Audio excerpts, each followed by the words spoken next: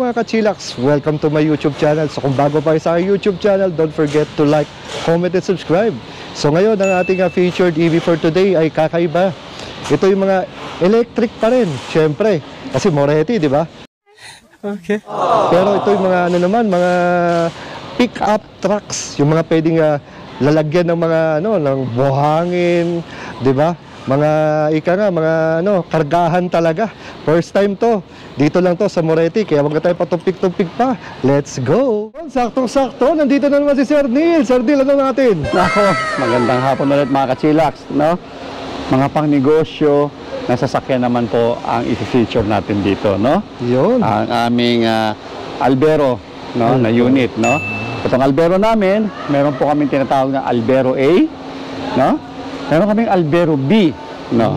So, alamin lang ho natin yung basic lang ho. Okay. Si Albero A po, by the way, parehong Albero namin ay naka drop side body. Drop side body. No, pwede po ito natatanggal, iyon nabababa, at saka yun, no? Ito po ay very, very ideal sa mga semento, buhangin, diba?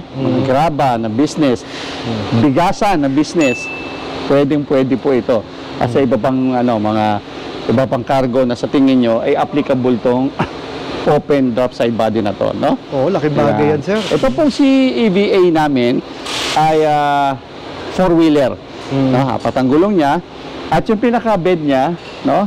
This is around 10 footer po ito. 10 footer, yan. Ito po yung EVA namin.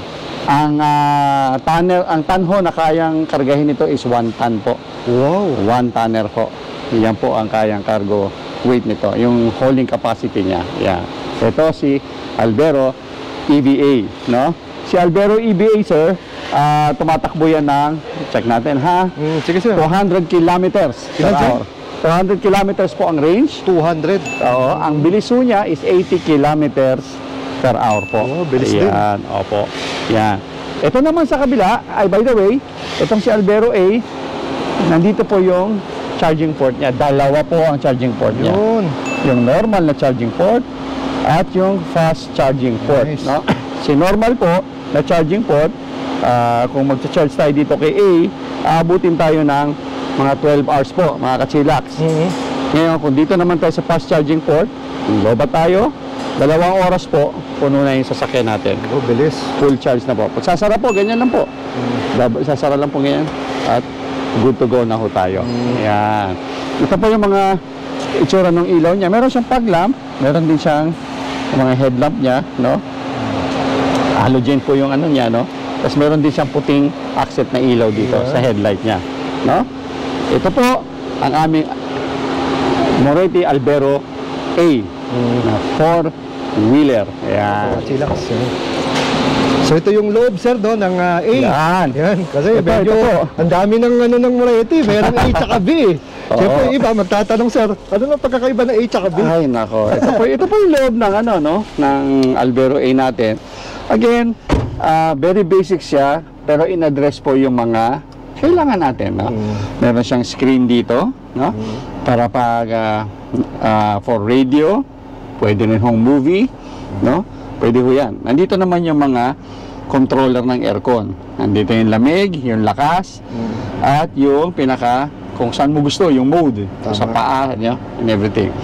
Again, dito, iniikot na rin, no? Sa reverse mode, meron siyang reverse camera. No? Makikita nyo, ayan, makikita mo dyan ka-chillax, no? Ayan.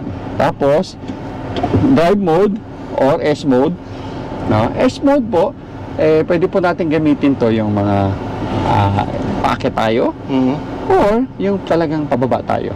Tumutulong siya sa pag-engine braking ng sasakyan.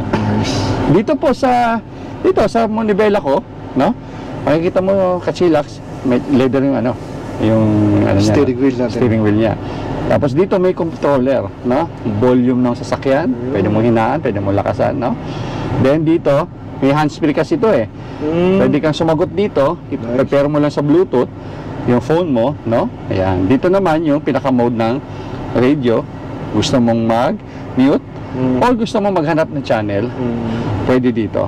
Ayan. Dito naman, Meron siyang dalawang, ano dito, pinaka-RPM niya, tsaka yung pinaka-speed niya. No? Tapos sa gitna, dito, nakita mo yung battery level. No? Currently, meron tong 32%. No? Ayan, at kaya pa niya tumakbo ng 72 kilometers sa battery na 32%. Ayan. At Chillax, may mapapansin ka rito yung headlight leveler. No? Kasi ito, pa sa gabi, pwede mong i-adjust, pwedeng tumataas, medyo pwedeng bumababa yung leveler. No? Again, dito yung usual, yung sa bintana niya. No? Ito yung central locking niya. No? Badal 2-door lang naman to. Diba? Ito yung pinaka sa window.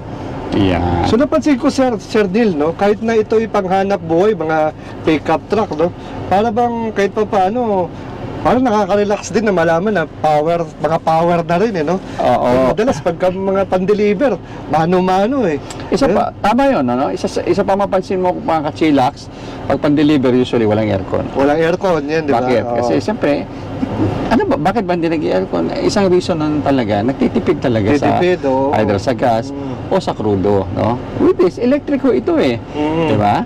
So, ang electric po, matipid, wala kayong gas, di ba?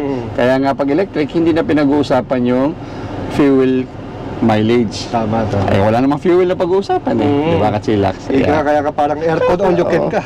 Kaya okay lang na naka-aircon ka, no? Tama. Ayan. Kaya matipid po kasi. Yeah. So, yan po ang EVA natin. Ayan.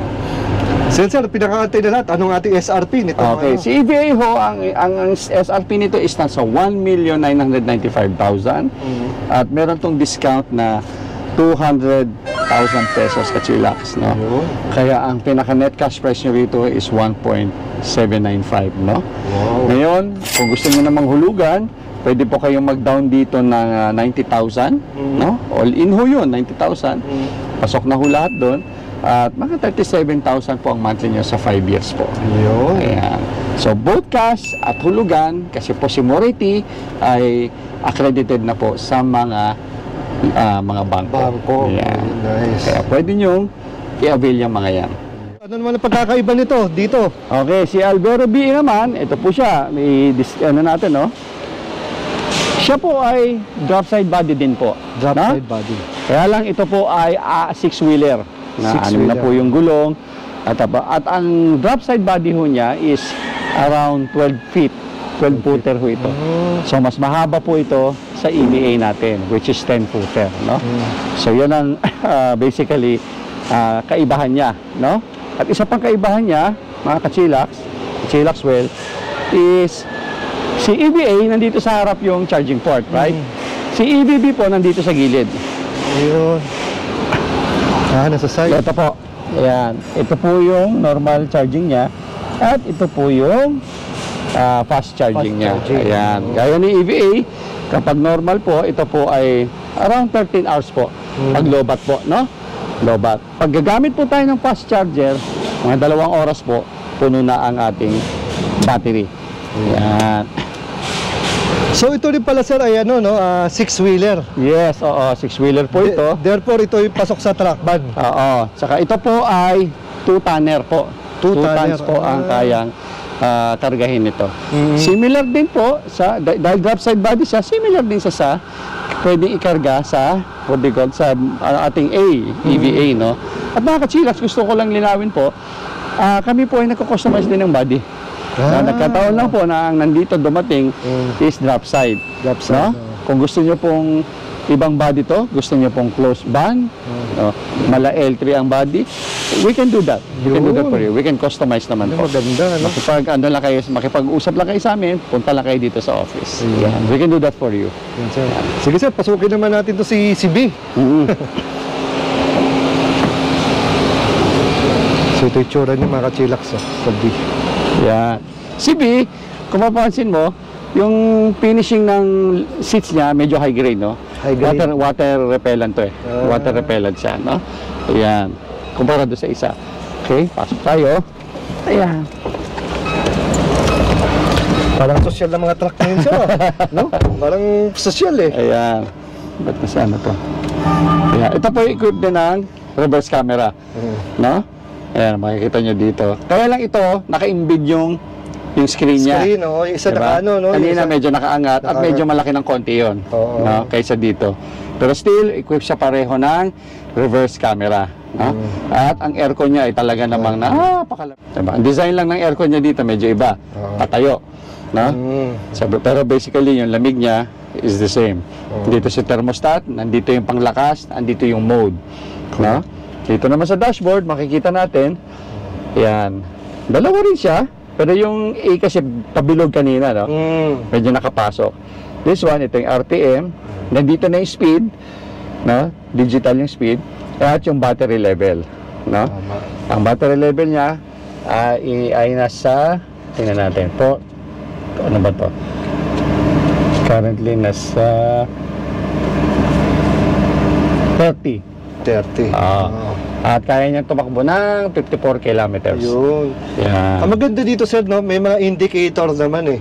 'Di ba? Kung ilang kilometers pa ang kaya. Yes. Madalas sa mga EV nakalagay. So hindi naman dapat sila kabahan na baka bigla silang malobat, 'di ba? Parang katulad lang din sa gasolina, may gauge tayo pag malapit na tayong maubusan ng gasolina, siyempre magpakarga na tayo. Tama.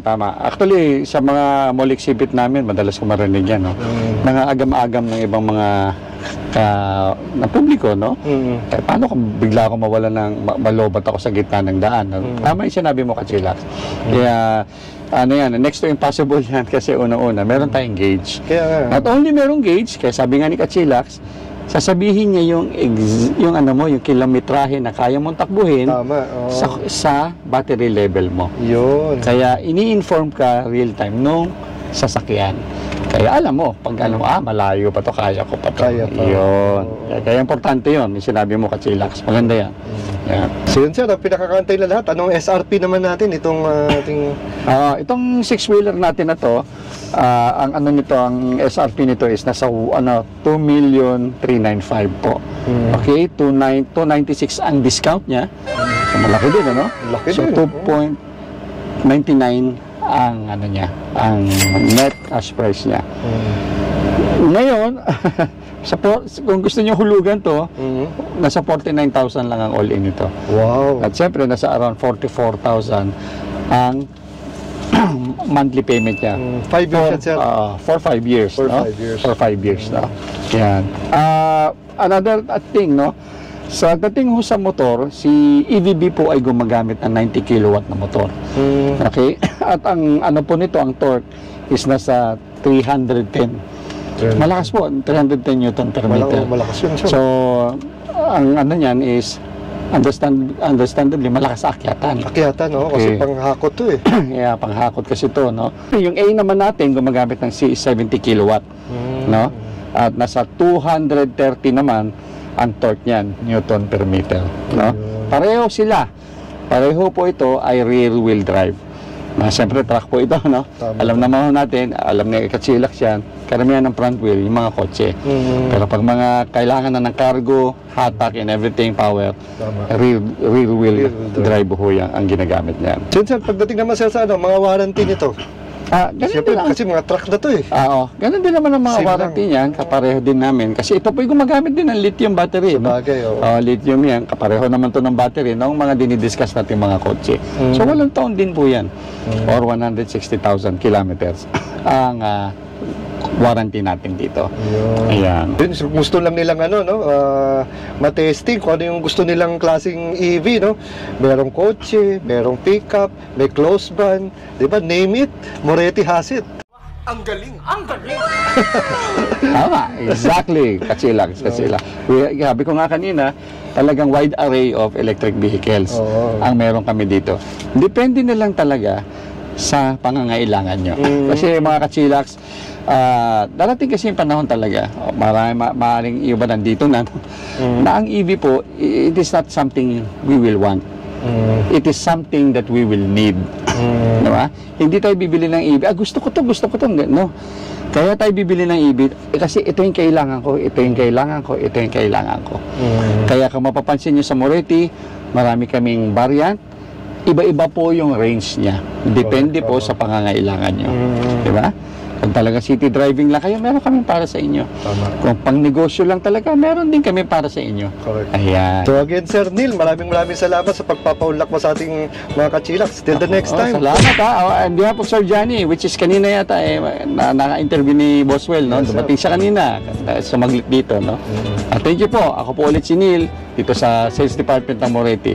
Punta po kayo dito, in-invite ko po kayo, assist ko po kayo. So recap muna tayo. So ito yung EVA na may 70 kilowatts, 200 kilometers na range, samantalang EVB 90 kilowatts na may 270 kilometers. Siyempre ito si EVB, 6-wheeler yan. So siyempre, mas mahal yung kanyang presyo.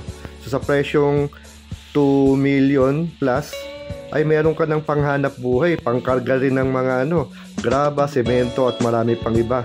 Ito ay talagang heavyweight. So dahil ito ay EV, syempre mas matipid. Yung counterpart naman niya, EVA, syempre mas maliit compared dito kay EVB. So ganun din. So napakarami nating choices kung ano dapat ang piliin natin at syempre kung ano yung swak sa ating budget. Kaya kung nagustuhan nating munting content, bisita na sa Moretti. See you!